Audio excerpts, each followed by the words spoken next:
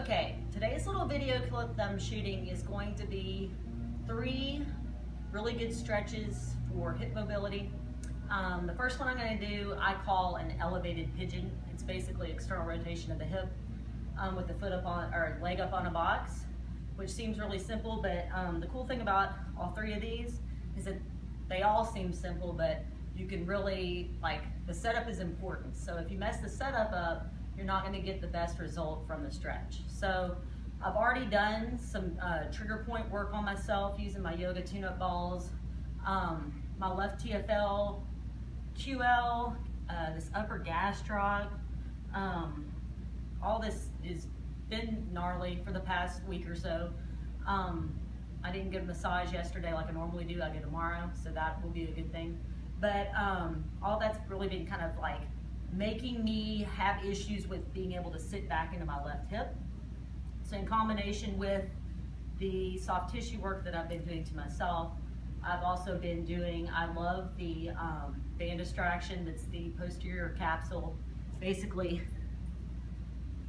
this guy where the band's laterally distracting. So actually putting the hip into external rotation, or starting here and just gliding over and then further stretching that way. So I did that one earlier too.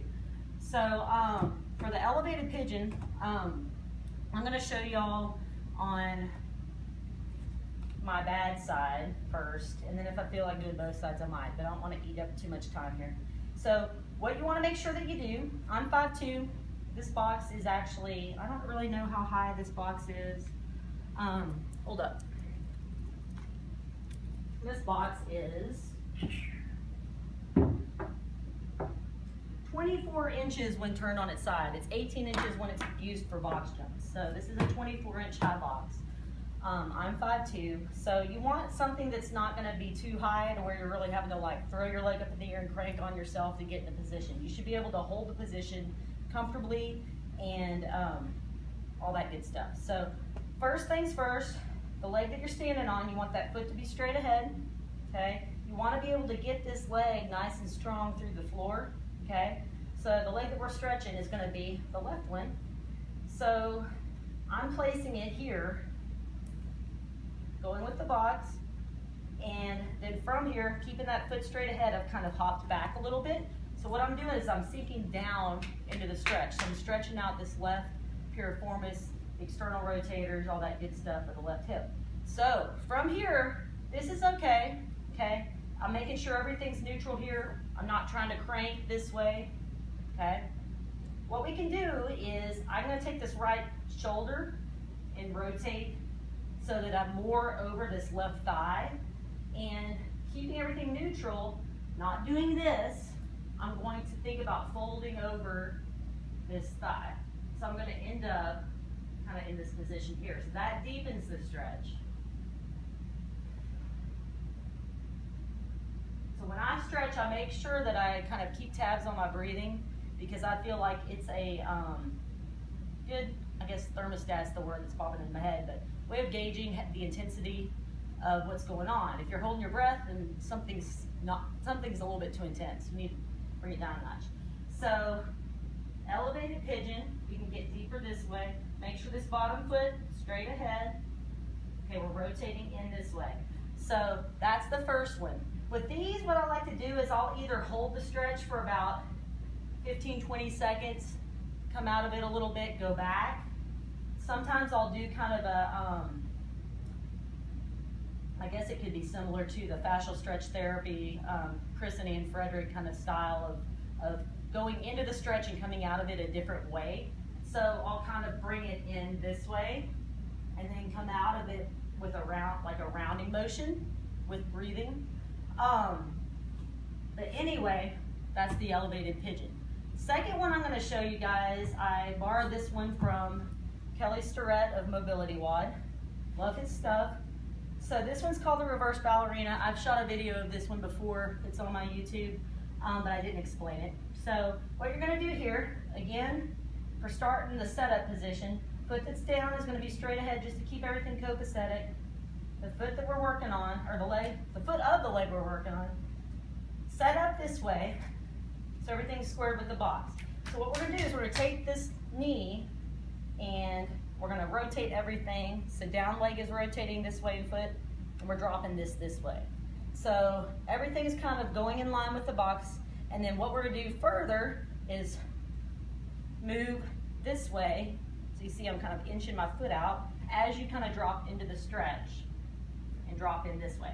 So this one for me isn't the best thing in terms of it's cranking on my external rotators right now. They're not getting the stretch, they're getting tight.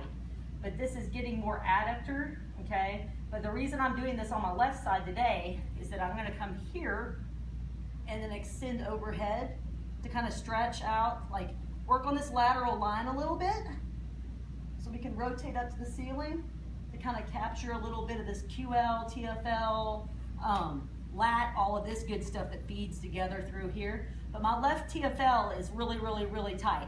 So with this reach and extending this way, I can kind of get in here and pry open a little bit and really get some good lengthening, because my body basically wants to be like that on this side.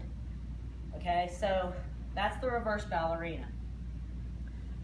Third and final one that I'm going to show is just a basic stretch for the lateral hamstring. So I'm going to show this on my left leg too. Set up, foot straight ahead. You're going to place your heel in the box, straight in front of you. Okay. The main thing, okay, so look, like a lot of people stretch out hamstrings by doing this. Like I see, whenever I used to be a triathlete and I would go running at the lakes here in Baton Rouge, the place everybody meets, typically, people know what it is, but there's a little bathroom area, there's picnic tables. I would oftentimes see people just kind of throw their leg up on the table, and it's just we're stretching hamstrings, yeah. No, you're not really getting a very good reaction, I guess you could say, from that. But what I want y'all to do, down leg, foot straight ahead, nice and strong here. Toes are pulled to the shin. We call that dorsiflexion, okay? That's plantar flexion. This is dorsiflexion, so toes are pulled towards you. What we're gonna do from there is we're gonna internally rotate at the hip. So you're gonna bring the foot inward, okay? So we're emphasizing that lateral head of the hamstring. Then from there, we're staying tall and bringing the chest over the thigh. So if you notice, like if I rounded my lumbar spine, I can go here. But that's not meaning anything. That's not doing what I need to be doing to get the stretch. So I'm staying with my lumbar spine neutral and not flexing from it, and then bringing myself over this leg. So I'm really tight on this lateral. My whole left side's basically jacked. So I have to work on it, okay? So if you're jacked, work on your stuff. It's not that difficult, right? So again, with this one, you can kind of come out of it, rotate it back, get tall, stretch. But that one's for lateral hamstring. So we had the elevated pigeon, we had the reverse ballerina, and we had the lateral hamstring. Those are three that are great to do for me, especially on my left side. I'll do a little bit on the right side too, but my left is really where I spend more time because it needs it. So it makes sense to just, if you need to do the stretches, to do them first off. But also if they are specific to one side more than the other, then focus on the area that needs the help and don't waste your time on other stuff that really might not need it. So hopefully those help some of you guys. Try it out and let me know what you think about them, and I'm gonna get to front squatting. Have a great day.